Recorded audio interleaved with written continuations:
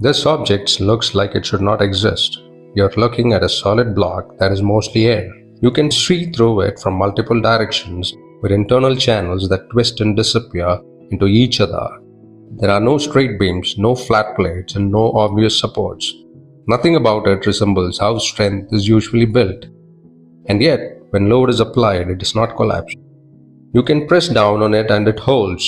You can increase compression and it does not buckle the way thin structures usually do. There is no sudden bending, no sharp creasing, no point where failure announces itself.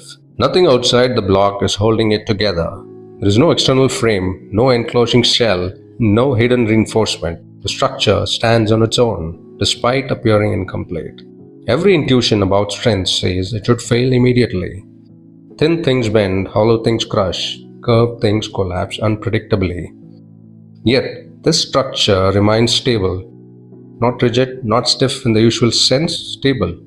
The unsettling part is not just that it holds weight, but how calmly it does so.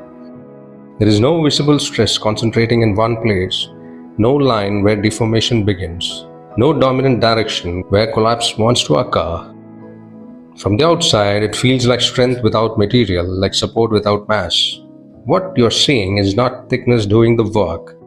It is not hardness or density. It is something about how the empty space inside the object is shaped.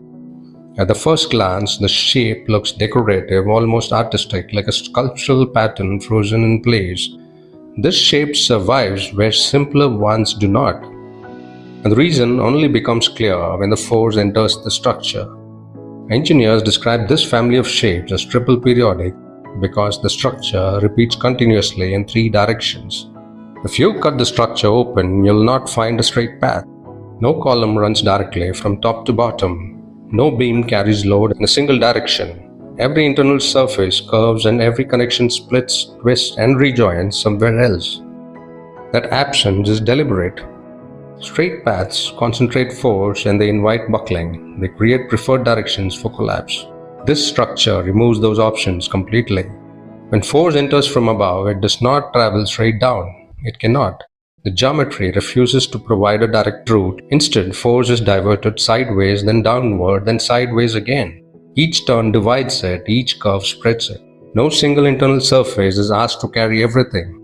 No junction becomes critical. The structure does not resist force head-on. It forces force to take the long way around. Because of this, nothing experiences sudden overload. From the outside, it looks like strength, but from inside, it is delay. Force is slowed by being redirected repeatedly through curved paths. This redirection is continuous. There is no stage where force suddenly finds a shortcut. Every internal route looks familiar, no direction is privileged, no plane is waiting to fail. That symmetry matters. Catastrophic failure almost always follows a preferred direction. Here, there isn't one. The geometry refuses to choose. That refusal is what keeps the structure standing. Not resistance, not reinforcement, just the absence of an easy collapse route. As load increases, the structure does not respond all at once. Small regions inside begin to deform first. They bend slightly and absorb a fraction of the force. Then nearby regions engage, not because a signal is sent, not because something switches on, but because the geometry brings them into alignment. Force moves gradually across the structure, activating material step by step. At no point does the entire structure experience peak stress simultaneously. This matters. Simultaneous stress leads to sudden failure. Sequential engagement leads to controlled behavior. Here, engagement is gradual by design. As compression deepens, the load paths adjust. New curved surfaces begin to carry force, while others relax slightly. The structure continuously redistributes stress. There is no single moment where it decides to resist. Resistance emerges progressively. The shape does not fight to collapse. It stretches collapse out in time and space. That is why deformation looks calm. Nothing snaps, nothing braces ahead of the rest.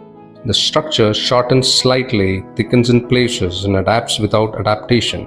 All of this happens without sensors, without feedback, and without correction. The geometry already knows what to do, not because it is intelligent, but because it leaves no alternative. You find the shape in places that seem unrelated. in lightweight aerospace components, and impact-absorbing panels, in battery structures and medical implants designed to integrate with the bone. Different materials, different industries, different requirements, yet the internal geometry looks the same. This repetition is not stylistic.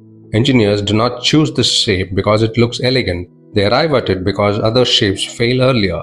When weight matters, straight beams are removed. When buckling is a risk, flat plates disappear. When failure must be controlled, sharp corners are eliminated. What remains is a curvature, continuity, and balanced pathways. The same shape survives again and again, not because someone copied it, but because reality filters designs harshly. Structures that concentrate force do not last. Structures that distribute it do. Over time, design freedom collapses. Only a few geometries remain viable. This is one of them. That is why you keep seeing it even when no one names it. This geometry is not speculative. It is already being used in real propulsion hardware. Entire engine components are now built around the structure. Not because it looks advanced, but because simpler shapes fail under the same loads. Some teams no longer design these parts by hand at all. They define constraints and the geometry emerges.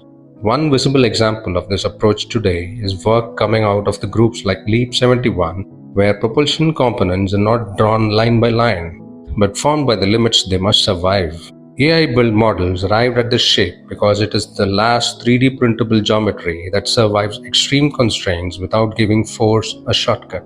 The structure, again, does not escape physical limits. Materials still yield, surfaces still deform, failure still exists, but failure is shaped.